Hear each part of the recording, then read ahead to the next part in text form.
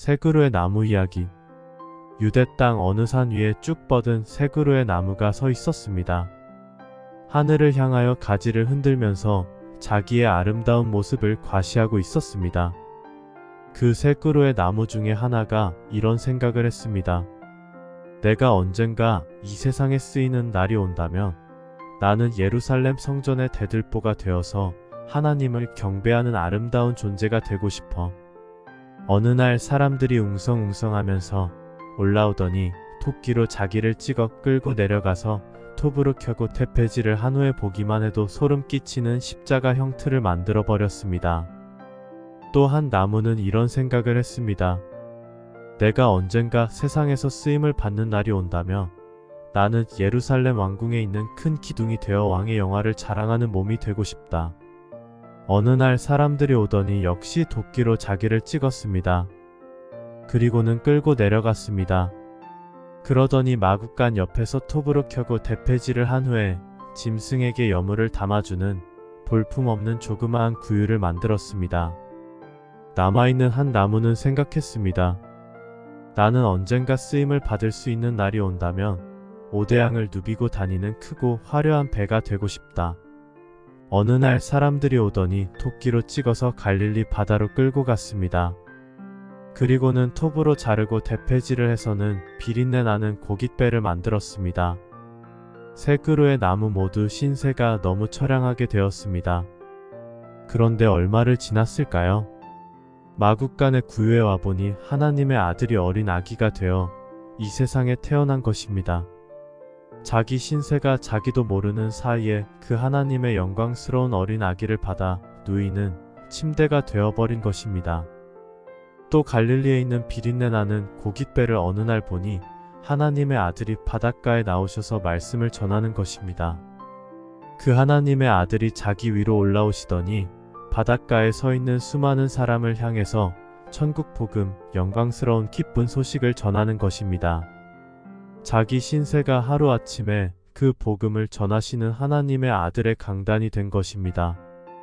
얼마 지나지 않아서 십자가의 형틀이 된 그 나무가 어떤 청년이 와서 자기 위에 눕힘을 당하고 못질을 당하는 것을 보았습니다. 가만히 보니 하나님의 아들입니다. 전 인류의 죄를 짊어지고 엘리 엘리 라마 사박단이라고 부르짖으면서 피 한 방울 남기지 않고 쏟으시는 하나님의 아들이 자기 위에 있었습니다. 그 하나님의 아들이 어린 양으로서 하나님께 드리는 거룩한 제사를 올려드리는 제단이 바로 자기가 된 것을 알았습니다.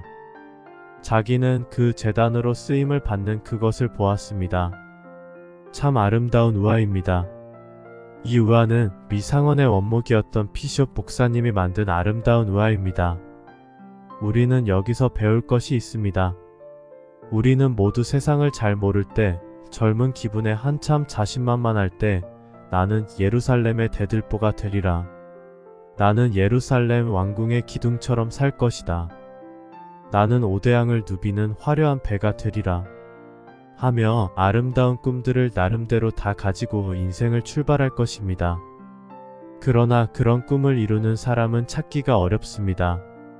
우리는 자기의 뜻 즉 꿈을 성취하며 살아갑니다. 그러나 우리가 모두 대부분 자기 꿈보다는 좀 못하게 인생을 살다가 갑니다. 이것이 현실입니다.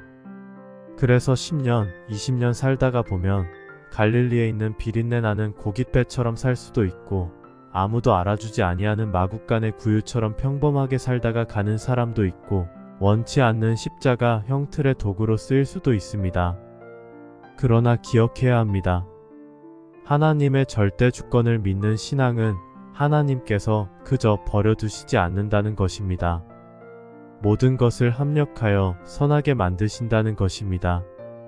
말구유와 같은 사람이 하나님의 아들을 눕히는 침대로 비린내 나는 고깃배와 같은 사람이 하나님의 아들이 전하는 천국 복음을 전하는 강단으로 십자가 형틀과 같은 끔찍한 존재도 하나님께 제사를 드리는 거룩한 제단으로 쓰임을 받게 되는 것입니다.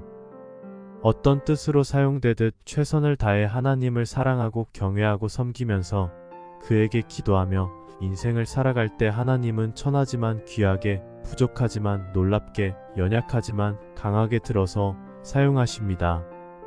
이것은 하나님의 전적인 주권입니다. 하나님을 사랑하는 자를 사용하시는 하나님의 절대 주권입니다. 이것을 믿는 것이 절대 주권 신앙입니다.